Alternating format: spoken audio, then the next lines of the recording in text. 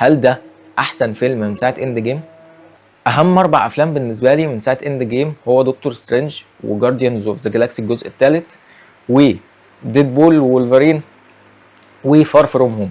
مبدئيا كده هو الفيلم ده اكيد احسن من دكتور سترينج، اكيد احسن من جارديانز اوف ذا جالاكسي.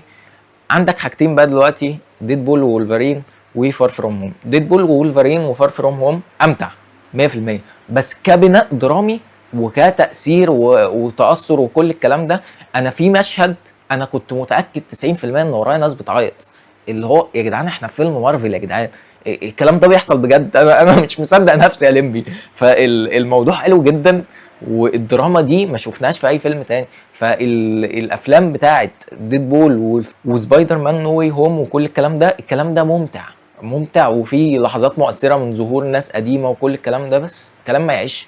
انما الدراما اللي في الفيلم ده دراما تقيله بجد، كلام مكتوب بجد، سكريبت، حاجات بقالنا كتير ما شفناش في مارفل يعني.